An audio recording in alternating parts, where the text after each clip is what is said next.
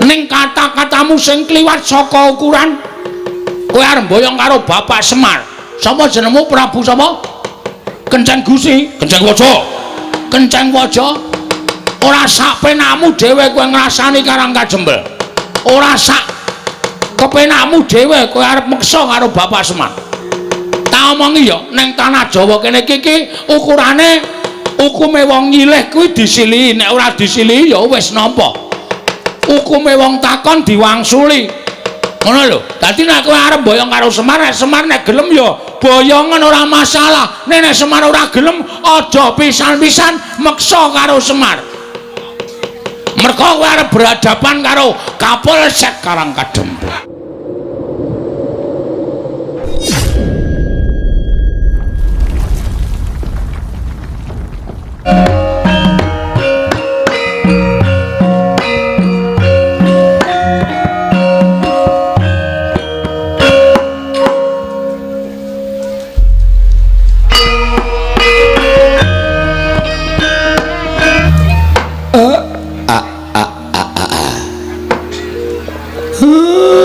Blegegek sadulita mel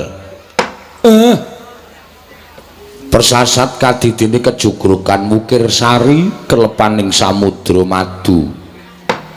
Ing atasipun namung sak sudung kula kemawon krawuhan ndara-ndara kula ndara Pandhawa malah sinuwun Ndarawati sinuwun Mandura ugi kepareng rawuh wonten ing Karang Kajembel. Niki enten napa to Gus? Lakon janur gunung kadingaren ingkang mestinipun panjenengan menika sesembahan kula upami kepengin pinanggih kalih Semar niku cukup utusan Nayaka. Kula mesti sowan wonten negara Ngamarta Ndarawati menapa dene Mandura. Lah kok malah pepunden kula ketayalan rawuh enten ing pendapi Karang Kajembel. Ndara kula ngaturaken sembah pangabekti kula kunjuk nggih Den. Ya Kyai Semar. Musndak tampa karya bumbung penggaliku. Ora liwat pudya pangastawaku tampanono Kyai. Kula pundi nggo jimat paripin dayanana ing kasantosan. Sinuwun Ndarawati kula ngaturaken bekti kula kunjuk. Kakang Semar ndak tampa. Ora liwat tiba sepadha-padha Kakang Nayantaka. Nggih matur nuwun. Dipun sekecakaken anggenipun lenggah. Iya, Kakang Semar kaya wis ora kepenak praptaning nata Ndarawati ana ing pendopo. Padusunan Karang Kajembel kene Kakang. Sinuwun Mandura bekti kula katur nggih Den. Ya Semar ndak tampa. Ora liwat pangestuku tampanono Semar. Nggih kula pundi nggo jimat paripin dayanana ing kasantosan. Ndara Janaka bekti kula katur nggih Den. Iya Kakang Semar ndak tampa. Ora liwat pangestuku tampanono Kakang Nayantaka. Nggih kula tampi. Ndara Werkudara bekti kula kunjuk. Wah. Dipol ndak tampa. Ora liwat salam taklimku katur ngersaning Semar kakangku. Nggih kula pundi nggo jimat dayanana ing kasantosan. Nala Gareng Petruk Bagong. Karang Kajembel kerawuhan pepunden aja ninggal marang tata krama. Aja ninggal marang unggah-ungguh. Kowe ngaturna bekti kelawan pepundenmu ingkang katemben rawuh iki. Panakawan anakku. Sinuwun Darma Kusuma kula ngaturaken sembah pangabekti kula kunjuk sinuwun. Iya Nala Gareng ndak tampa pangestuku tampanono. Sinuwun Ndarawati bekti kula katur. Ya Nala Gareng ndak tampa pangestuku tampanono Nala Gareng.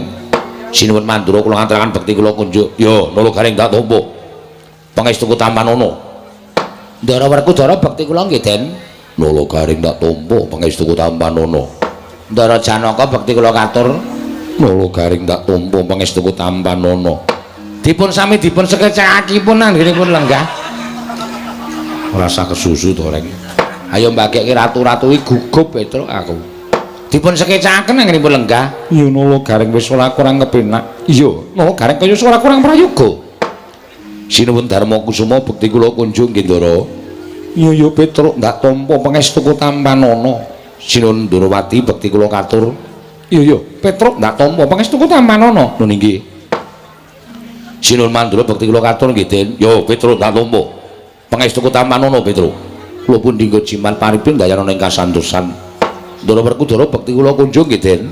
Wah Petruk ndak tampa pangestuku Tampanana. Nun inggih sangat anggen kawula ndadosaken jimat. Ndara Janaka bekti kula kunjung. Iya. Petruk kantong bolong ndak tampa pangestuku Tampanana. Kula pundi nggo jimat paripin dayana ing kasantosan. Sami dipun sekecaken anggenipun lenggang nggih Ndara. Iya Petruk kaya wis ora kurang kepenak. Yo Panakawan kaya ora kurang prayoga taku ning Karangkadempel. Sinuwun Darma Kusuma. Kula ngaturaken bekti kula kunjung nggih sinuwun. Iya Bagong. Ndak tampa Panakawan Bagong pangestuku Tampanana. Nun nggih sangat anggen kawula mindadosaken jimat paripe. Sinuwun Karasena. Kula ngaturaken bekti kula kunjung nggih sinuwun. Iya Bagong pangestuku Tampanana. Nun nggih sangat anggen kawula mindadosaken jimat paripe. Sinuwun Baladewa bekti kula kunjung. Ya Bagong ndak tampa pangestuku Tampanana. Nun nggih sangat anggen kawula ndadosaken jimat. Ndara Werkudara bekti kula nggih Den. Ya Bagong ndak tampa pangestuku Tampanana. Ndara Janaka bekti kula. Iya Bagong ndak tampa pangestuku Tampanana. Bektiku katur ya Reng. Oh iya Di tak tampa. Pangestuku Tampanana. Truk bektiku katur. Ya Dik. Bagong pangestuku Tampanana. Bapak Semar kula ngaturaken bekti kula kunjung. Iya, lha kok beda karo adat sabene kowe ngaturke bekti karo bapak. Gawe gedene atiku Bagong pangestuku Tampanana. Mugi-mugi saged ndadosaken jimat paripe Bapak Semar. Iya. Dipun prayagaken anggenipun lenggah, Pak. Iya Bagong kaya wis ora kurang kepenak. Kowe ya semono uga prayogakno anggonmu lungguh. Nun nggih ngestakaken dawuh. Niki wedange metu jam pinten, Pak? Mergi niki sing rawuh priyagung nek mboten dipun paringi unjukan mengke dirasani dikira Semar niku wong sekeng, wong ora duwe. Ming nyuga wedange kok ora kuat. Ya wis mengko tak nehi sasmita nek kowe arep ngladeni bendara-bendaramu. Nun nggih ngestakaken dawuh Bapak. Sinuwun. Enten apa rawuh wonten ing Karangkadempel? Sajakipun nawung wigatos upami Semar menika kadak wilepat. Lepat kula mapan wonten ing pundi? Menawi mangke pinanggih kalepatan kula badhe kapatrapana pidana kula mboten badhe selak.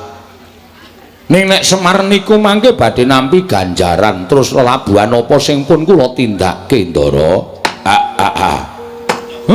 Kula ingkang ngabdi pun Semar nyadong dawuh Den. Gagang Semar, kula wonten dawuh ingkang sepisan praptaning para Pandhawa tetinju kelawan kananing Kakang Nayantaka. Jernyatane Kakang Semar kuwi mujudake satunggiling pamomonging para Pandhawa.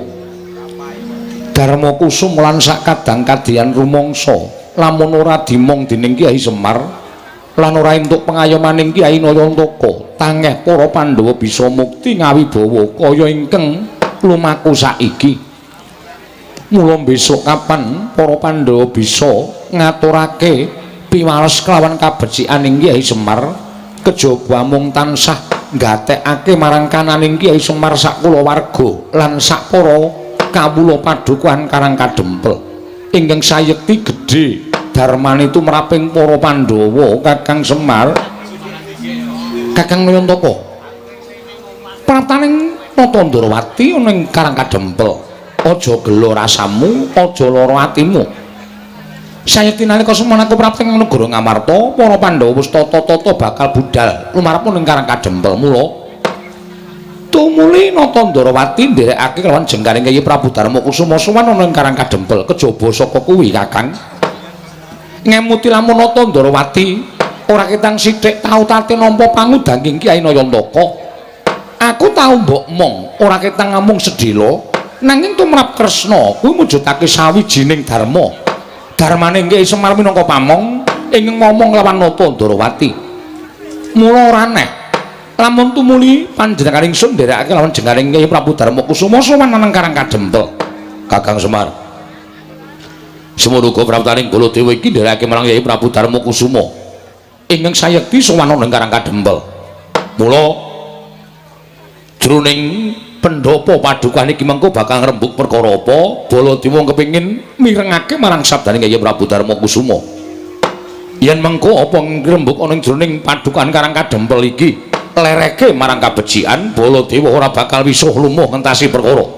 Ning mesti bakal melu cawe-cawe sarta melu andombani marang lekasing Kyai Prabu Darmakusuma Kyai Nayantaka. Matur nuwun Den, matur nuwun. Kula niku gumun. Wonten swasana ingkang kaya ngeten, jagat niki wis kentekan wong apik. Donya niki wis kentekan wong becik. Saapik-apike wong mesti kesasapan watak ala. Niku wis dumadi enten Janaloka.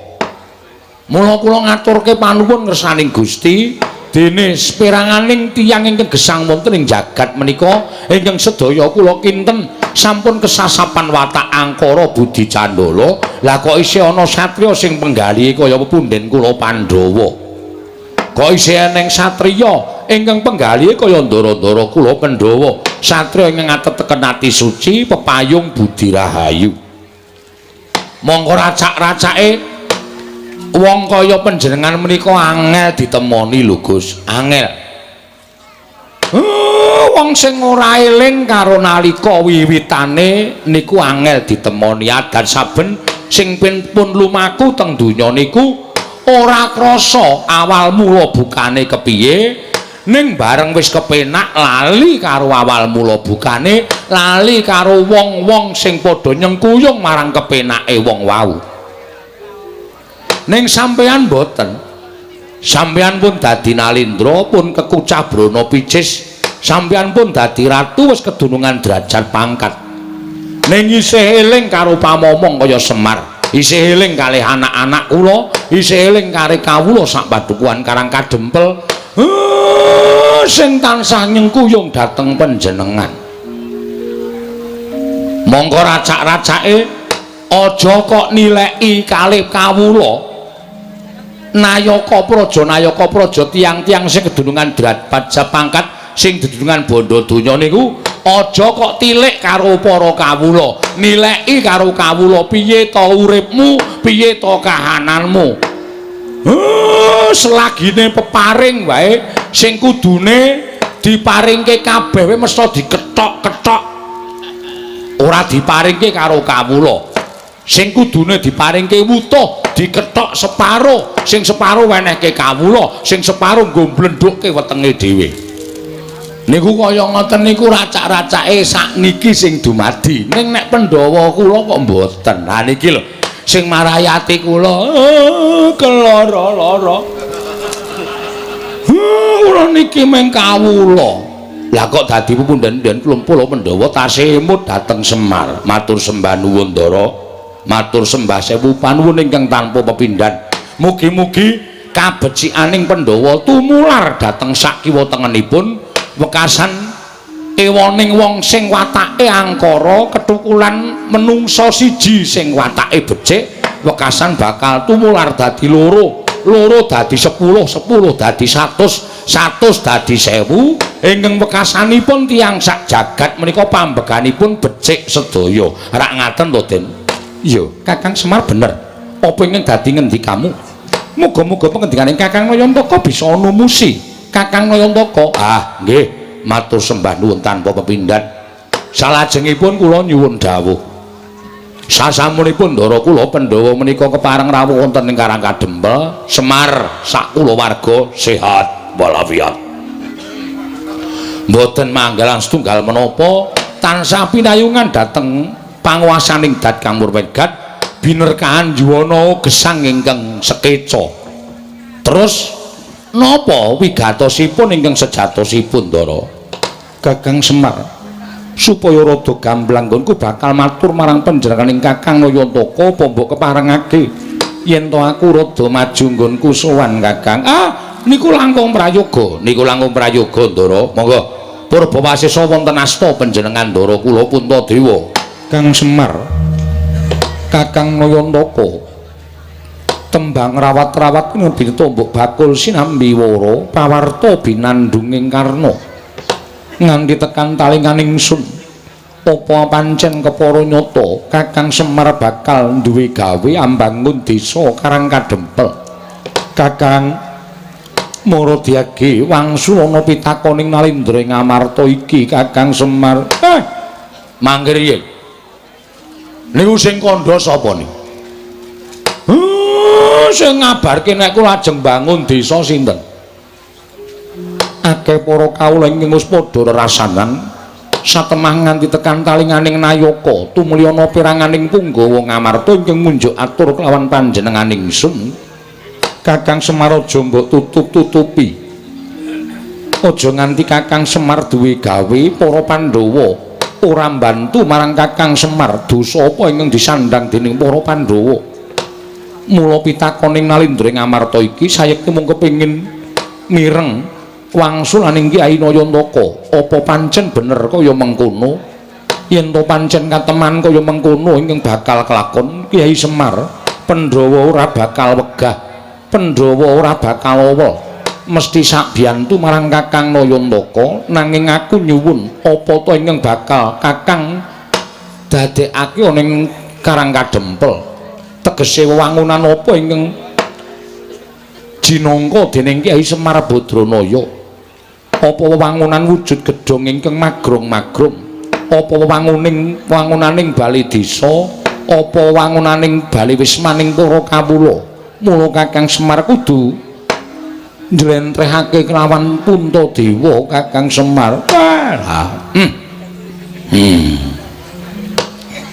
Sampeyan niku siji piyaine alus, angka loro jujur mboten nate tumindak ingkang mboten sakmestinipun, katiganipun mboten aneh. Wong jujur, wong ikhlas, wong sabar, wong ora nate tumindak dosa menika mesti diparingi keluwihan karo sing gawe jagat. Buktine Semar durung wara-wara teng pundi-pundi nek kula ajeng bangun desa. Lah kok sinuwun Ngamarta pun prisa niki nek mboten pepethinganing titah pitataning jalma unusaning menungsa menika mboten badhe kelampahan. Yen to pancen mengkono bener apa ingkang dadi ngendikaku Kyai Semar bakal mbangun desa. Nggih leres. Sabanjure apa ingkang bakal sira bangun Kyai Semar? Gegayuhan kula mbangun desa menika mboten mbangun papan-papan sing indah, papan-papan sing elok, papan-papan sing becik menika mboten. Nanging bangun dhateng jiwa kamanungsaning kawula sak Karang Kadempel, sak desa Karang Kadempel. Supados tetep manunggal, rukun guyub, tetunggalan nyawiji, mboten dipun pisahaken menapa-menapa. Kula niku ling ngrukunke kalih kawula menika nganti sikil tak nggo sirah-sirah tak nggo sikil supaya padha iso ngerti marang kahanane. Lah sakniki pun dadi kaya ngeten niki, apike nggih kula becikke melih. Tegese kerukunan iki ya arep tak gawe sing saya apik, sing saya becik. Cobi to Mang Penggalih. Semar niku dudu sapa-sapa. Semar niku dudu sinten-sinten mung kawula. Kula niku mung batur. Nadan akeh sing ngendikake nek Semar niku Sanghyang Ismaya. Monggo le ajeng ngondo kali kula, le ajeng ngrasani kali kula nek kula niku Sanghyang Ismaya. Ning tumrap kula Semar niku ora rumangsa titising dewa. Kula nggih ming menungsa lumrah mawon. Lah kok dadi akeh piranganing kawula sing sami mlempak wonten ing Karang Kadempel kepengin urip teng Karang Kadempel. Malah tiang-tiang manca negari, tiang-tiang liyan kebrayan, liyan desa, liyan negari sami mlumpuk wonten ing mriki kepengin cedhak kalih kula, kepengin urip teng Karang Kadempel. Mula ora aneh nek Karang Kadempel niku dadi papan sing maneka warna. Tata basa maneka warna. werna kulit maneka warna kapercayan. Ning alhamdulillah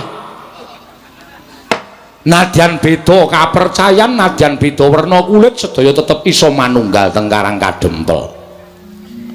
Den niat kula mbangun desa menika supaya kahanan Karang Kadempel menika supaya luwih becik.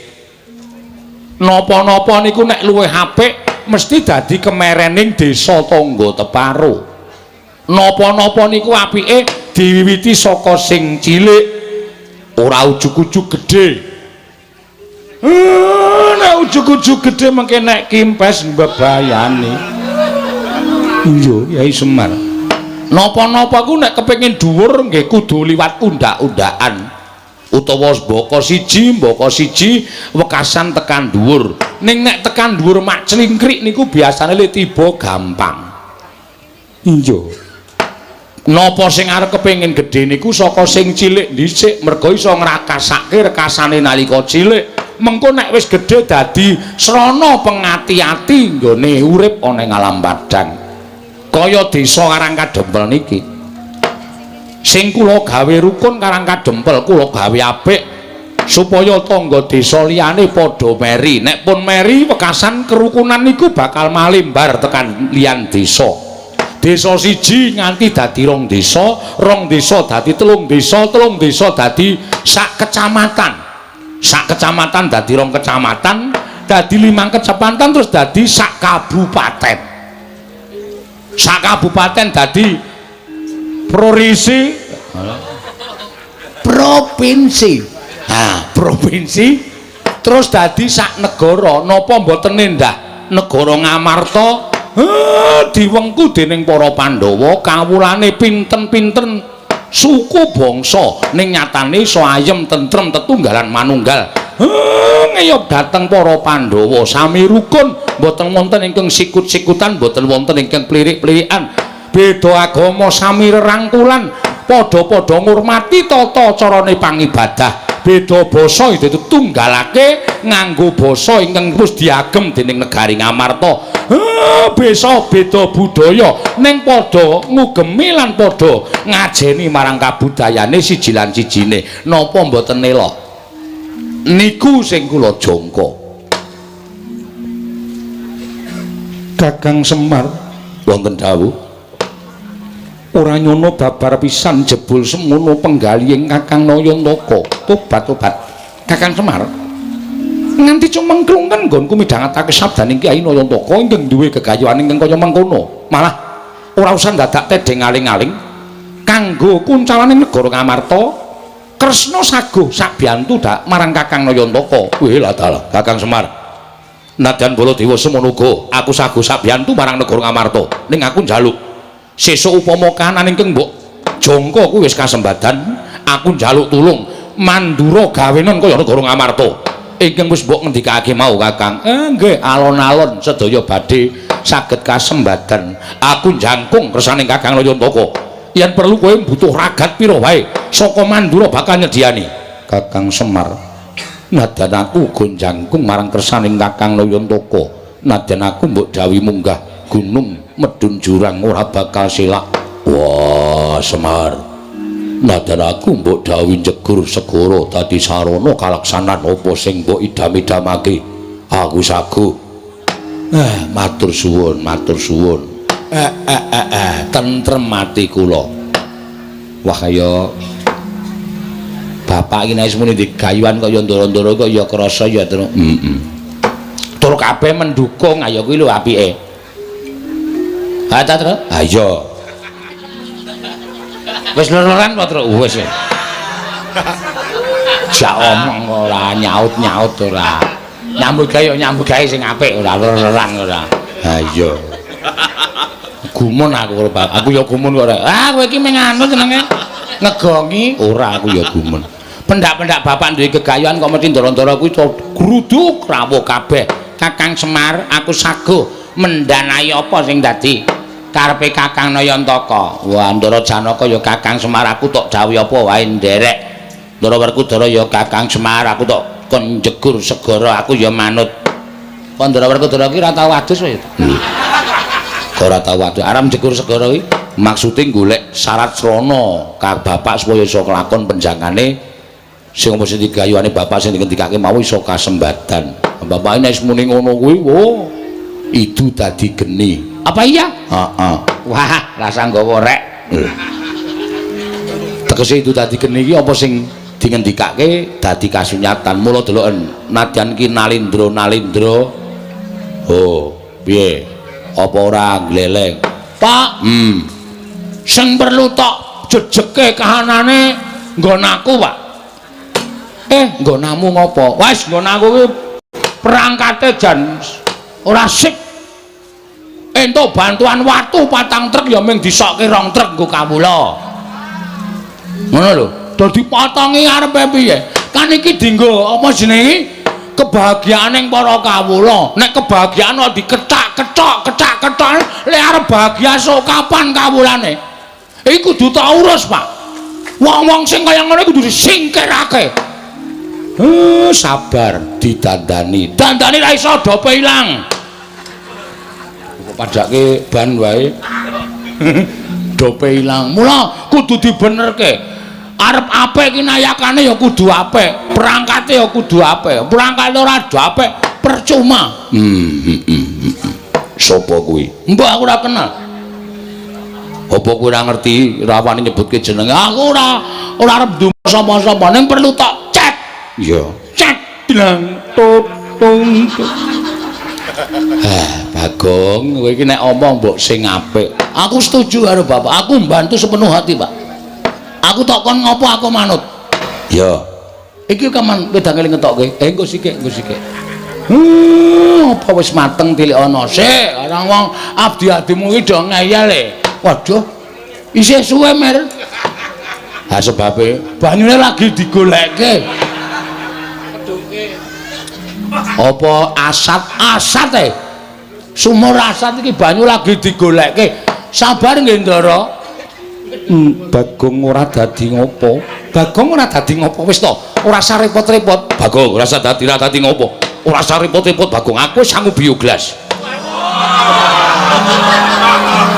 wah gaya minuman kesehatan ndara-ndara iki ora mung cukup wedang putih tok ning bioglas engko darane tawa lho Tru ya ora apa-apa ngoten pun dilanjutke terus kula sakniki nggih ngajeng nyuwun priksa dhateng panjenengan kula mboten njaluk napa-napa kula mboten kepengin sampeyan niku ngetokke Prabiya merga gegayuhan kula menika mboten wonten sambung rapete karo Prabiya ming nyaketi penggaling para kawula nyaketi atining para kawula supaya iso gumregah sengkut gumregut mbangun Karang Kadempel iya Kyai Semar ning kene Ndara ujaring para sepuh nyebataken ujaring para kaki-kaki sami ngendikaaken wong ki nek duwe gegayuhan wong ki nek duwe pepinginan adat sabene pepinginane arep ketekan gegayuhane arep kasembadan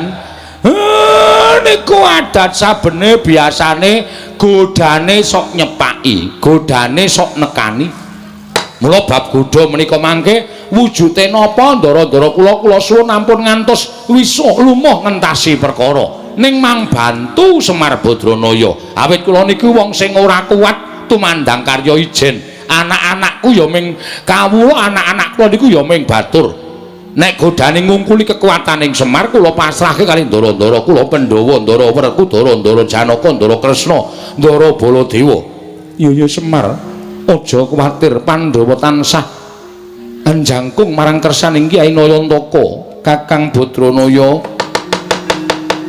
Sinongwati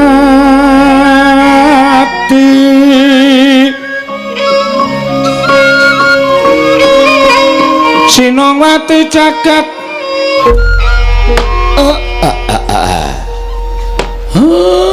rumangsa ora dolanan kelut iki kok malah ana Nalindra sandangane ting Srimbang ora karo-karuan sajake Ratu Sugih iki sapa Bagong iki kancamu apa kok kaya Jumina ta iki Sing sok nang omahmu ae apa? Heeh, udu. Kae sandangane ten srimbong ning suwek-suwek. Iki udu. Oh ya ora tepung aku, Pak. Nuwun sewu sinuwun. Sampun kula tumambuh yekti saweg sepisan menika kula wanuh. Panjenengan menika Nalindra saking pundi? Sinten jejulukipun? Kula nyadong dawuh. Wonten apa kok rawuh enten sudung kula namung gubuk alit kados mekaten menika. Oh, jagat Dewa Bathara. Ya jagat pangestu Ngara. Kusik sadurunge kowe takon karo aku lan tak wangsuli apa kang dadi pitakonmu? Apa pancen kepara nyata kowe ingkang aran Semar? Mboten wonten kalih kula menika Semar Badranaya Duda Manangunung Bojogati Jurudyah Punta Prasanta. Kathah ingkang nyebat kula menika ya Ismaya. Wah, wah tobat. Mongko ingkang gumana musik ana ing atiku, kabeh wong sak negaraku padha ngandha, padha ngandhake Semar Badranaya. Kabeh jagat iki kan keberbeken marang asmaning Semar Badranaya. Ning lha kok jebul marang aku ketemu? Lho, laming wujuding kawula cilik. Mongko iki dudu wujud negara, dudu wujud kadipaten lan sak piturute. Iki mung bale wis maning kawula cilik. Wah, adalah jagat Dewa Bathara. Nganti kondangku ning negaraku wae kalah karo kondange Semar. Monggo Semar mapan ning Nusa Jawa, aku mapan ning tanah Sabrang. Nuwun sewu panjenengan menika Nalindra saking pundi? Tepung nggih. Yen kowe ketemu karo aku kuwi Nalindra saka negara ing Bata Sarimbak. Saking Bata Sarimbak. Yo. Aku Prabu Kenceng Waja. Kenceng Waja. Iya, dasar kepara nyata. Kenceng manis wae kenceng. Bagong aja sembrono. Kenceng kok jenenge kok le medeni to, Pak? Uga ning nyebutake aku Nalindra Prabu Panggulan Jagat. Nek cara nggone dhewe nek kabotan jeneng ngene iki sok gerang-gering. Iki kok malah teges wae. Sinuwun Prabu Panggulan Jagat saking Bata Sarimbak dasar para nyata. Wigatosipun menapa? Rawuh wonten ing Karang Kadempel. Kusik, aku gumun karo kowe. Gumunipun ing atase kowe iki Semar Drajating Batur. Lah kok iki akeh piyayi-piyayi sandangane ora panging sandangan cara Nalindra. Saora-orane cara satriya. Iki sapa Semar? Ingkang wonten wingking panjenengan menika Nalindra Ngamarta Prabu Puntadewa. Prabu Puntadewa? Inggih. Waladala edian. Prabu Puntadewa nganti rawuh ana ing Karang Kadempel. Ora kok Semare sing tekan negara Ngamarta, Puntadewane sing rawuh mrene iki. Kowe iki wong elok apa piye? Mboten, kula namung kawula lumrah kemawon. Ingkang wonten wingkingipun menika Nalindra Ndarawati Prabu Sri Bathara Kresna. Walah edan tenan. Prabu Sri Bathara Kresna ki wong sak negaraku wis padha tepung kabeh. Nalindra kang paningal sewu dasare titis Sang Hyang Bathara Wisnu. Rawuh mrene ora kok kowe sowan mrono. Niku pun biasa. Edan kekuwatan apa? Naming rupane kaya ngono kok ratu-ratu do tekan kene. Ingkang wingking menika Prabu Baladewa. Prabu Baladewa ratu saka negari Mandura. Walah dalek. Lha iku sing dhuwur dumati lho. Niki Ndara kula Ndara Werkudara. Sapa? Ndara Werkudara. Ndara Werkudara. Raden Werkudara Bratasena. Nggih. Wah, iki aku kanugrahan. Aku iki kedianan karo Raden Bratasena, satriya sekti kalintang jayaning perang bebasan tinatah mendhat jero menter tinumbak bengkung sinuduk putung. Ning negaraku Semar kowe tak kandhani. Kawulaku padha kedanan karo Raden Bratasena nganti omahe dipasang gambare Raden Bratasena. Wah, mergo saka kondange Raden Bratasena saka nggone Digdaya kliwat saka ukuran manungsa lumrah. Mangke riyen to. Kawula sampeyan niku majang gambare ndara kula. Ya, kok mboten majang gambar sampeyan? Mongko sampeyan niku sing dadi ratune kawula sampeyan kok gambar sampeyan mboten dipajang napa mboten lara ati? Lho, lara ati nggo ngopo? Aku mbutuhke kawulaku ki mbiyen dek nalika aku golek swara. Saiki aku wis dadi arep majang celeng ya sakarepe. Arep majang werkudara ya sakarepe. Sing penting suarane wis milih aku wis dadi ratu. Aku ngenyam kamukten. Aku dadi wong mukti kawibawa Cakrawati Mbau Denda ana ing negara ing Batasarimbak. Kawulaku melet-melet ya mudhara. Iki termasuk nganu reng, termasuk apa pemain bal, Pak? Turu apa reng? Ayo mau ngelekke aku saiki gendhe kowe. Ler-lerane truk enak banget. Iya. Wah, edan-edan. Yo Semar, aku ngakoni yen to kowe iki wong kondang. Aku ngakoni to kowe iki wong pinter. Ora aneh mula sangganing para satriya-satriya, pepethinganing para satriya, mustikaning satriya padha sumuyut nungkul marang Semar Badranaya. Biya-biya. Ha nggih, sakniki kula tak nyuwun prisa. Sinuwun Prabu sinten wau? Kenceng Waja. Kenceng Waja. Ya Prabu Panggulan Jagat. Nggih Prabu Panggulan Jagat menika rawuh mriki badhe menapa? Semar. Wonten dawuh. Aku kuwi sedih. Aku kuwi dadi nalindra ning negaraku, dina samengko negaraku kuwi lagi ketaman pagebluk. Negaraku kedekepan welaing Jawata. Kawulaku padha kasangsaya uripe ora kepenak. Tetanduran ora ana ingkang tukul. Lemah-lemah padha garing megingking.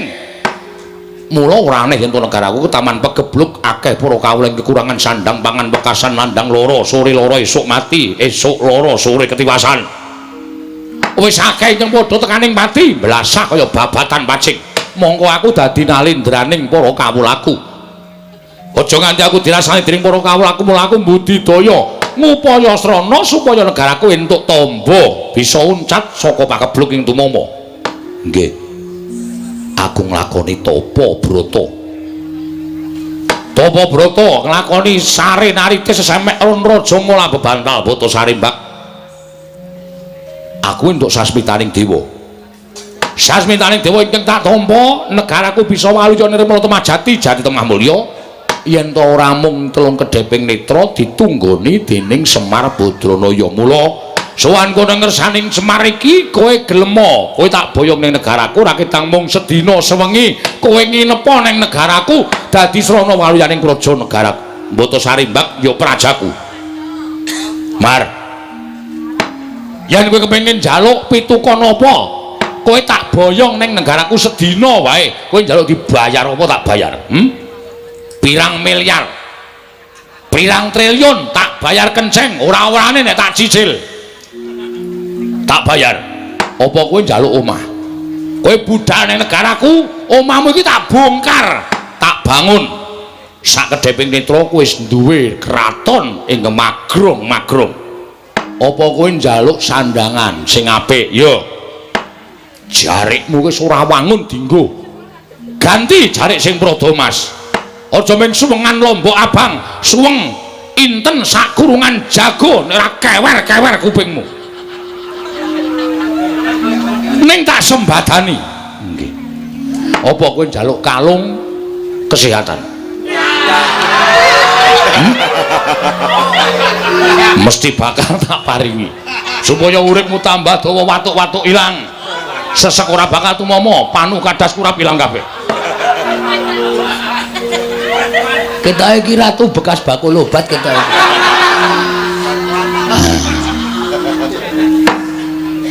Ning yen kowe njaluk ijol wujude lemah pirang hektar bakal tak tukokake waton kowe gelem tak boyong ning negaraku Batasarimbak.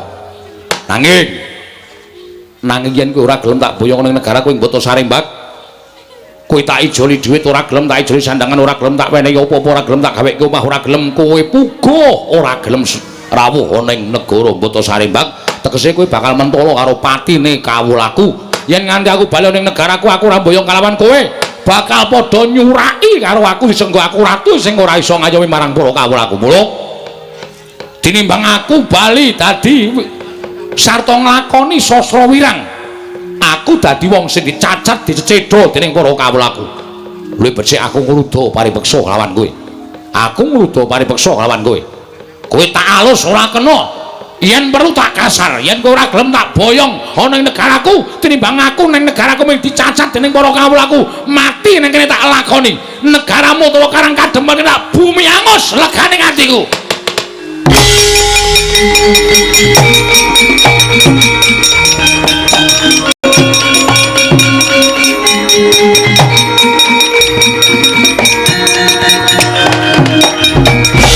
sawai aku ngucap bumi angus Karang Kadempel kok ana menungso matane gedene rajamak-jamak iki sapa iki rek nomripanmu gatena gobokmu putrane Ndara Werkudara Raden Antasena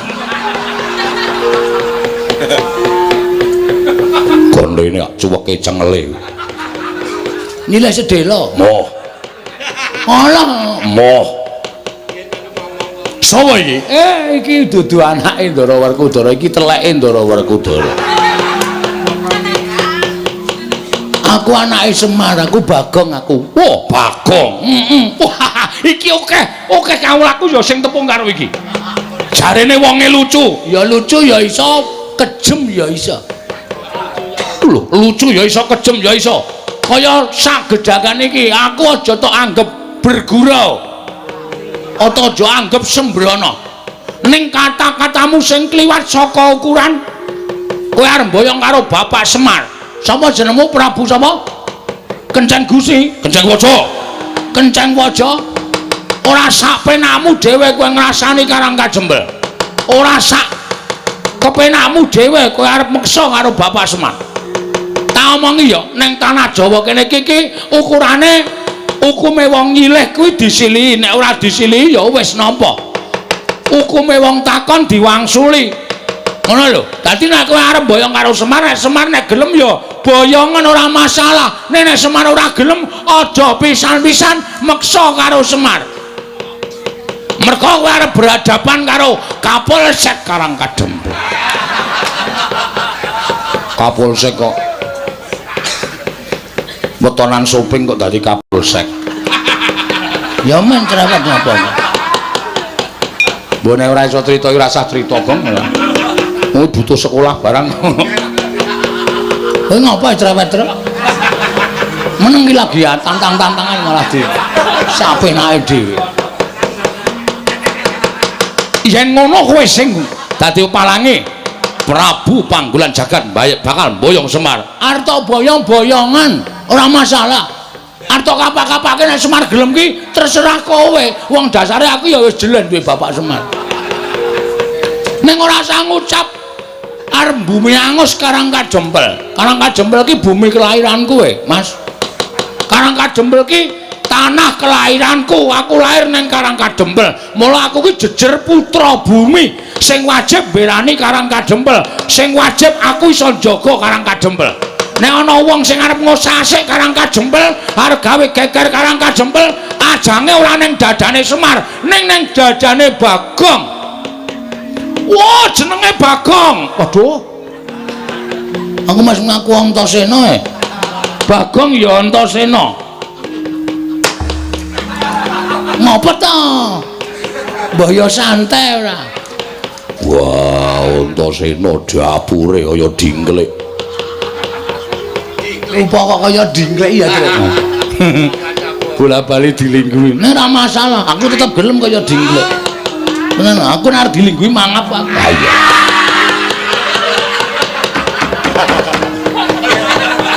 mangap dadi kowe sing dadi palange Prabu Panggolan Jagat dasar kepara nyata arep nang kene iki akeh satriya akeh nalendra ning kowe ora usah kuwatir kowe adepane karo aku nek diwangi para nalendra aku ora gelem katentreman kabagian kanikmatan ning kawula Karang Kadempel do mapan ning Karang Kadempel kanthi tentrem kuwi nang pundhake Panakawan Bagong Dadi kowe rasa kuwatir, aja wedi kowe nyawang karo satria-satria iki. Satria-satria iki tamu kabeh. Nek umpamane iki dadi gelut antaraning kowe karo aku, sing nandangi ya meng aku. Waladal. Cengengesan. Kandhane malah mangan apa kok gumoh-gumoh. Lho, aku ki guyu ora gumoh. Ayo kowe rasa kokean gunung tanpa guna. Nek kowe arep gawe geger karang kajempel Bagong sing ora trima. Weh ladal. Yen ngono kowe wani karo aku, sing tak wedeni apamu? Wah, yen ngono nang endi papane wong neter kanthi dayan. Kaya apa aku sing bakal tekani mati, kowe mati aku mboyong Semar. Aku mati Semar lestari mapane ning karang kajempel. Weh lah kaya ngono ucapmu kowe, ha? Udah ngerti Bagong nek wis nesu tenan. Wis tok antepi kowe nandhang karo Bagong.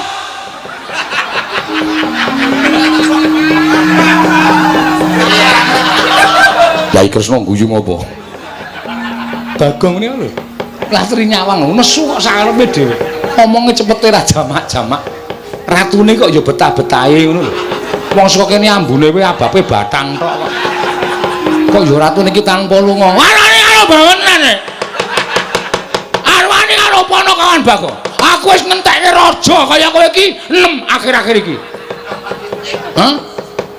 Modar kabeh mungsuh Bagong. Dadi nek kowe arep kurang ajar karo Bagong, oh, ketiban sikile Ndara Werkudara ora mati derajat.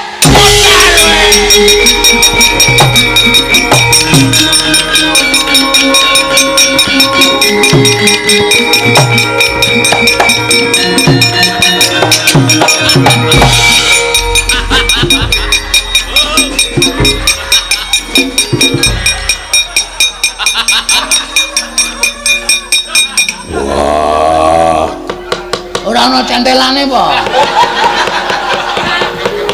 Ora ana iki ora tak gawe ning tenanan lho.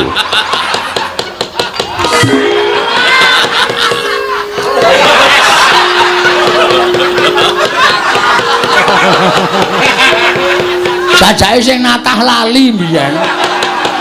Kudune ana centelane kok ora ana centelane. Wah, Bagong gawe kaget. Gawe kaget pripun? Kok kowe muni tiban sikile Werkudara. Wah, jangka tendang wonge.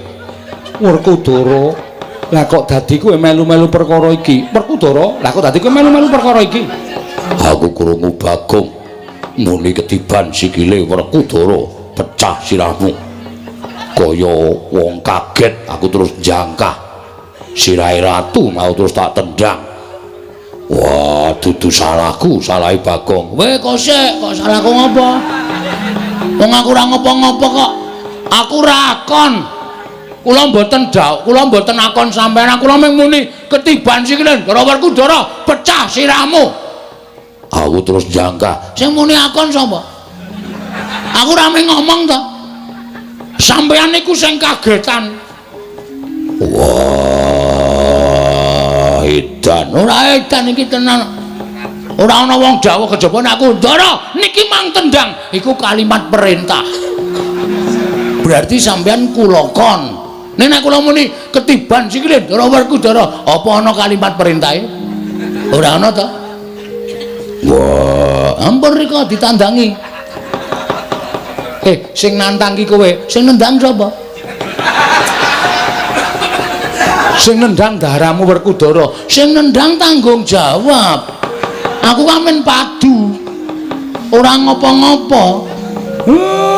Pripun Den? Wah, celek. Kapusan karo Bagong. Lah wong niku kudu nganggo pikiran, kudu nganggo. Niku lek medantang sing apik ora iso. Wis ben nang kene wae.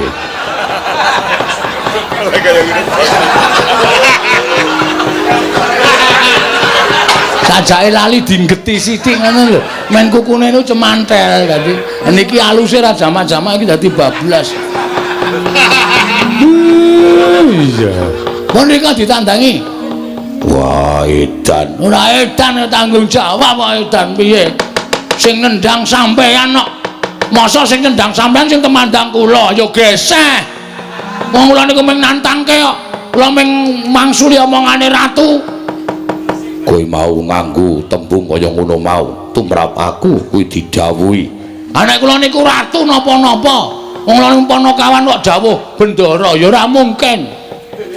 Wah, ning yo tak kira-kira bener Bagong. Bagong ki ora ana tembung akon karo Werkudara. Mesine Werkudara kudune tanggap karo ukarane Bagong, aja kok sak kepenake dhewe. Gandeng sing nendang Werkudara sing tanggung jawab Werkudara. Oh, dan ora balaku keh. Ayo, pripun? Werkudara? Iya. Bagong bener kok. Lah wong nyatane Bagong mau muni piye Bagong? Ketiban sikile Werkudara. Lho, kuwi ora ana ukara dawuh to. Ora ana ukara nyuwun tulung, ora ana ukara sing Bagong kuwi akon karo Werkudara. Ya mung kowe iki sing lagi kaget. Wah, leran. Bocah nular kok, Reng. Mau aku kowe terus saiki ndoro Werkudara. Nggih terus ndoro Janaka. Oh, apa Bagong Petruk edan ora. Ampun sare. Ora Petruk. Ah kok gagap-gagap to. Mak tratap aku. Werkudara nek ora iso nglampungi tegese Siadi. Iso miwiti ning ora iso ngrampungi, iso nggelar ora iso nggulung. Aku moh yen to duwe kadang iso miwiti ning ora iso ngrampungi tegese ora tanggung jawab. Wah, edan.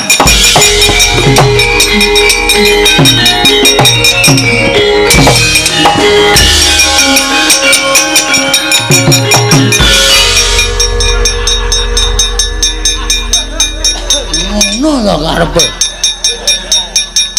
Mengar lungae kok ngantel ndas. Wer, Gong. Nek krungu lho. Ora ngajar ora penyakit ora tututane to. Aja rasa. Aku padake cajire iye. Dianggep aku wong wedi karo Ndara Werkudara. Tuwa-tuwa Bagong, ame mlayu kok ngantel sirah. Iki perkarane ratu ora karo Werkudara. Ning saiki diganti Werkudara karo Bagong. Gong, rasa edan kok. Ora tututi. Gong rasa edan ora sah. Gong ora sah. Merasa di ngono ora sah to. Sabar. Karo bendara kok semen ana. Semen to, Tru. Mangkel aku. Gugu karepe dhewe. Aja tak pisah. Lara dikeplan Ndara Werkudara. Ha kowe ya gawe masalah. Gawe masalah apa? Aku ya Tru. Ben ora. Ora tok penging. Mbok doyak kono Rawani. Ora wani kok dadak. Ha mau tak tutupi iki ya ming kanggo akting kaya mudhara kono ora.